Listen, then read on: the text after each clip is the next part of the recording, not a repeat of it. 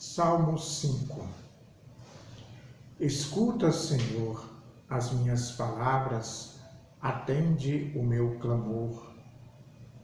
Fica atento à voz da minha prece, meu Rei e meu Deus, pois a ti suplico. Senhor, já de manhã ouves a minha voz, bem cedo te invoco e fico esperando.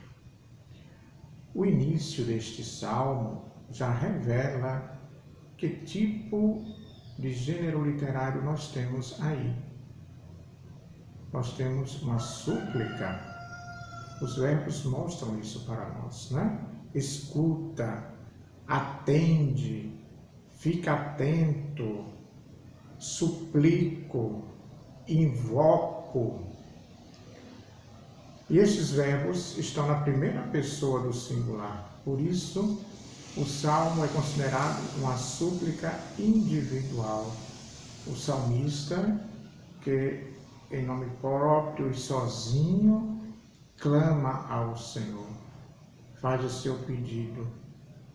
O seu pedido se estende ao longo do salmo, nós podemos ainda encontrar no versículo 9, guia-me na tua justiça, Senhor. Aplana à minha frente teu caminho. No versículo 11, em relação aos ímpios, o salmista faz a seguinte prece: castiga-os, ó Deus, que fracassem seus planos. Em razão de seus muitos crimes, rejeita-os.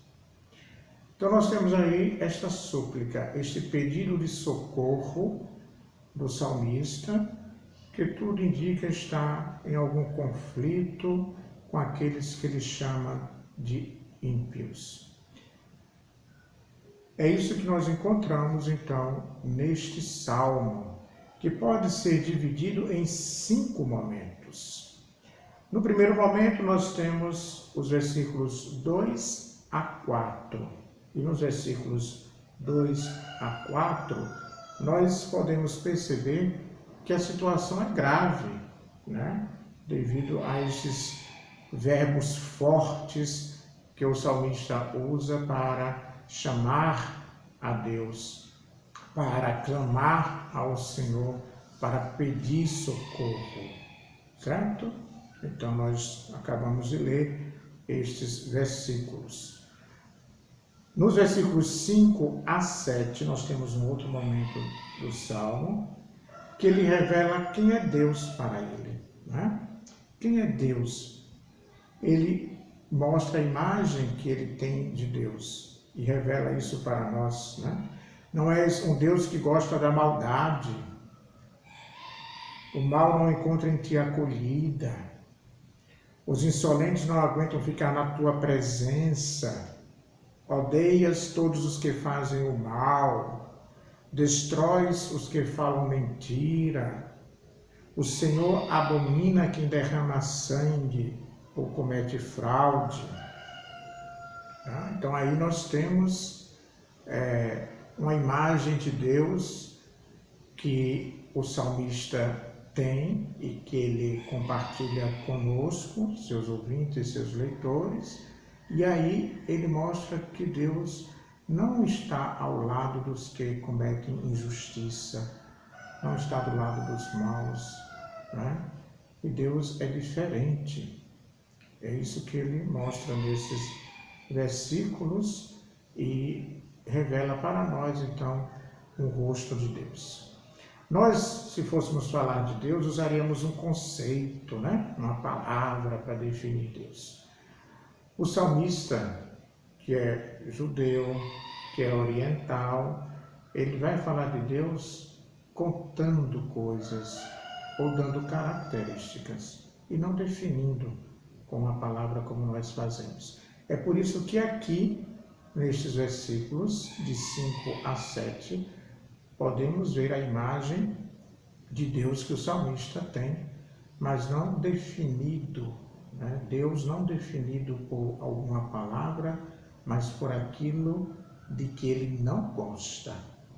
O salmista mostra aqui aquilo que Deus não aprova. E assim ele mostra um lado, um pouco do rosto de Deus para nós. Os versículos 8 e 9, aí temos o salmista falando de si mesmo, né? Eu, porém, ele inicia aí, eu, porém. Ele é aquele que confia em Deus, ele se apresenta como um justo, né? Ele confia em Deus, certo? Ele se prostra diante de Deus, ou seja, ele adora a Deus. É isso que ele mostra, né? E por isso mesmo ele pede ao mesmo tempo também que Deus o guie por causa do perigo que ele enfrenta devido aos seus inimigos. E os versículos 10 e 11, aí revela um pouco quem é o ímpio. Né? Quem é o ímpio? O ímpio é aquele que não tem sinceridade em sua boca, que tem um coração perverso, que a sua garganta é como um sepulcro aberto, uma cova preparada, inclusive, para o justo, não é? E que o ímpio é aquele que usa a sua língua para adular. Portanto, nós temos aí uma imagem bem negativa do ímpio, naturalmente. E no versículo 11, ele também, mais uma vez, vai fazer um pedido a Deus, e desta vez agora é um pedido de vingança, né?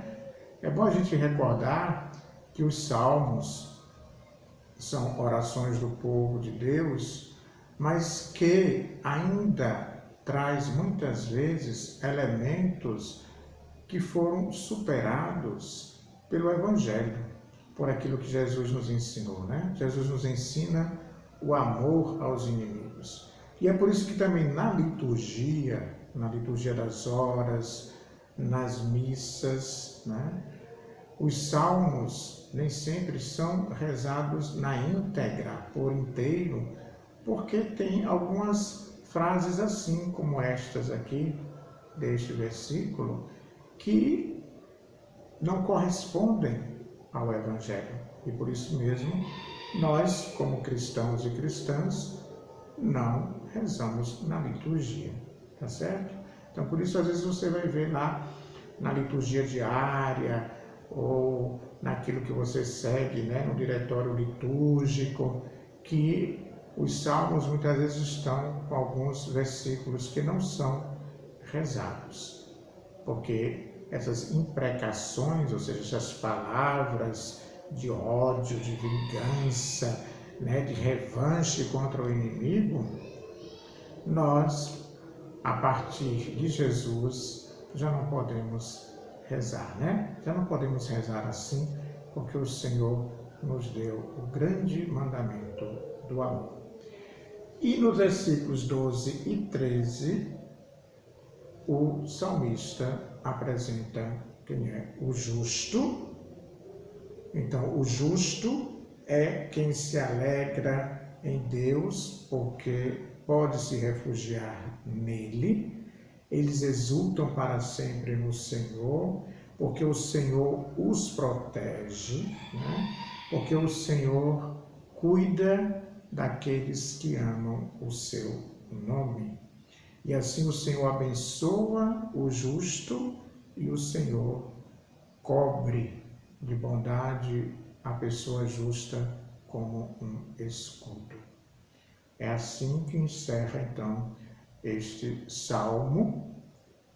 E, no início, o versículo 1, que nós não rezamos, é uma anotação do salmo. Nós temos lá ao maestro do coro, com flautas, salmo de Davi. Então, essas anotações, elas dão algumas pistas, algumas orientações para entoar o salmo. Então, ao maestro do coro, ao mestre do coro, tu diria que era o regente, né, do coral que cantava o salmo, para que ele pudesse ter alguma ideia de como se cantava este salmo. Com flautas, então a gente está dizendo qual é o instrumento musical que se usa são as flautas. E a origem, o salmo é considerado um salmo de Davi. Em muitos salmos nós temos algumas indicações assim no início, que faz parte do salmo, é normalmente o primeiro versículo, ou até um ou dois versículos, e eles não são rezados porque eles apenas dão orientações sobre a oração que vem a seguir. Louvado seja nosso Senhor Jesus Cristo.